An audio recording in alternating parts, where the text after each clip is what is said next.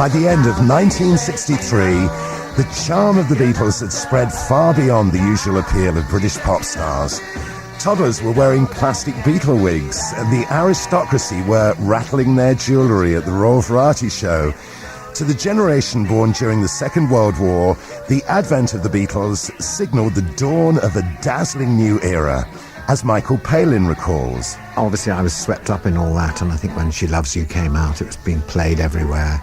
And it just began to snowball and became incredibly exciting because I'd been brought up at a time really when American pop ruled the airwaves. So to see the Beatles, one after another, topping the charts, it was something completely new.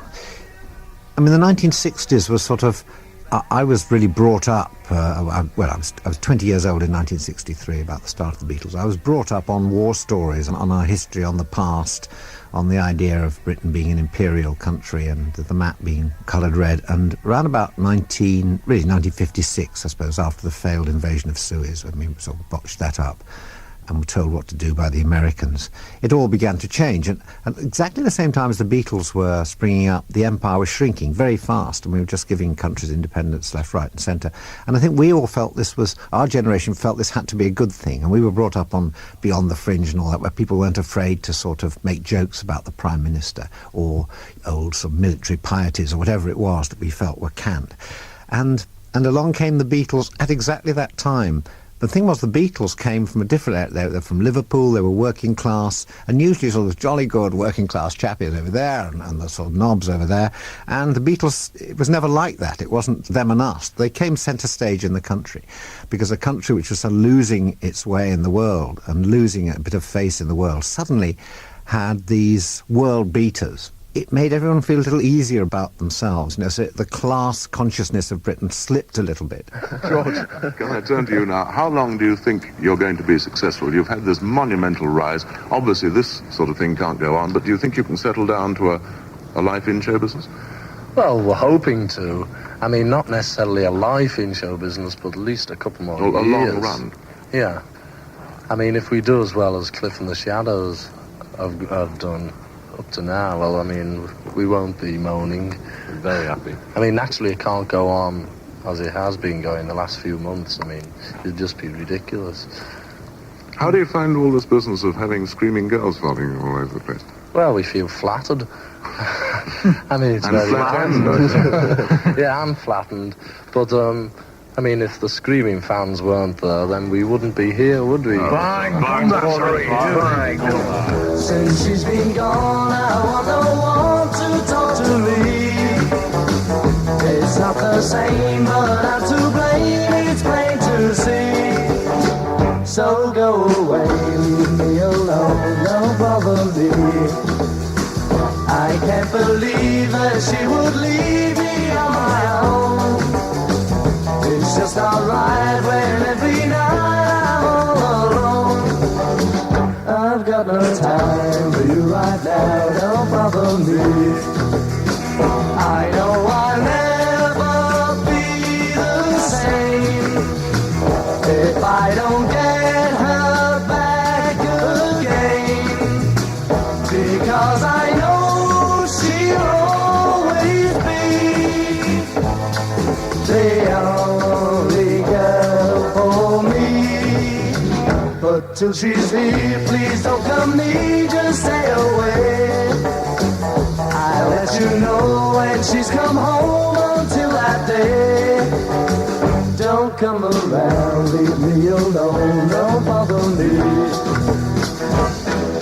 Featured on the Beatles' second LP, released at the end of 1963, Don't Bother Me was George's first song. His rather grumpy sentiment may be due to the fact that it was written while he was sick, but as fan mania and incessant press interest engulfed the group, George did seem to be the Beatle who became most irritated by it all. This was something that even a 9-year-old Bob Geldof had noticed. Initially what he gave to them, I think, was that I'm not buying into all this thing. I mean, I saw them with my sister in 1964, indeed met them in 1964 when I was a kid. And we snuck up the back stairs of the Gresham Hotel and bizarrely knocked on their bedroom door, and Paul answered it. And they were all in this room like in A Hard Day's Night or something. really cute. They were writing back to their fans. I mean, they had a big stack of fan when they were on. I've never heard of a band actually doing that. We certainly didn't. We'd bin them, you know. And there they were, and John was downstairs doing a press conference or something, and Paul asked us in, "Oh, hello, come in," you know, and Ringo sort of looked up and sort of nodded along. They were all smoky, furiously, and George was really fed up that, you know, Paul had asked us in, and was like, "Oh, jeez, you know, can we not have any time to ourselves?" So, he was the grumble, and I was mad for that, you know. And, you know, he was the cute one. I mean, girls like Paula used to like George, you know, of the Beatles, you know. And it was the teeth. I always hated that he got his bloody teeth Americanized, you know. It was that mad sort of canine thing that Bowie has over at the side. And he looked great. He was skeletal thin. I mean, you know, he was pre-Keith, his look, you know, and very archetypal rock. John was quite fat. Paul was a beautiful boy. Ringo was sort of odd and mad. And George just, you know, even if you look at it, he's back behind them and just standing in the middle and just staring like, you know, almost disdainfully. And you pick up on that, you know. I mean, and then when he sang, you know, his mouth went off to the side. That really cool thing. But he didn't smile at all in the 20 minutes they were on stage, you know. And anyway, the noise was so really, I've been at millions of pop gigs, you know, Take That and all the other, every new thing. And the noise, even though it was a small cinema, was just indescribable. Sort of pitch of hysteria.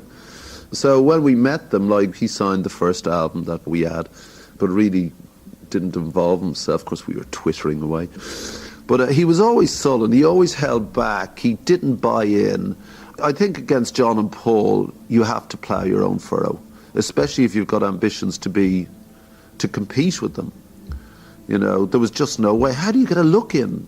By pure chance, it just so happens that these two turn out to be together great geniuses of contemporary music, whose music we now know will last forever. What do you do when you're the other guy, you know? That boy took my love away. He'll regret it someday. But this boy wants you back again.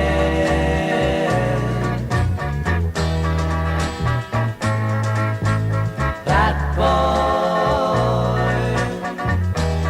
isn't good for you, though he may want you to. This boy wants you back again.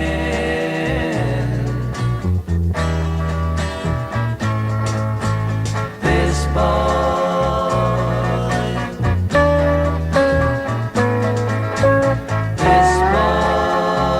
Although John or Paul would usually sing the lead vocal, George played a vital role in the distinctive harmonies that enhanced the Beatles' records, which Brian May of Queen believes is sometimes overlooked. I remember reading an article many, many years ago saying that George never kind of developed as a singer till later. But if you listen to This Boy, which is among the first sort of couple of dozen songs they ever recorded, perhaps earlier, of course it's a three-part, and George is right in there and blending beautifully. And he has this kind of slightly smoky quality to his voice which fattens everything out. But he had a particular sound, and when the three of them sang together, it was magic, absolutely magic, without any double tracking, and I imagine, well, obviously without any tuning or whatever things you can do these days. George has a great voice from the beginning. And George has a slightly, to my ears, a slightly thicker and stronger Liverpool accent, so it gives it a bit more of that flavour. I think John and Paul are a little bit kind of Americanised at that time, but George is totally, utterly Liverpool, you know. Very, very kind of adorable, you know, because it's true, it's so honest and straight from the heart. If you were red tonight, remember what I said tonight. For red is the color that will make me blue. In spite of you, it's true. Yes, it is, it's true. Yes, it is, it's true.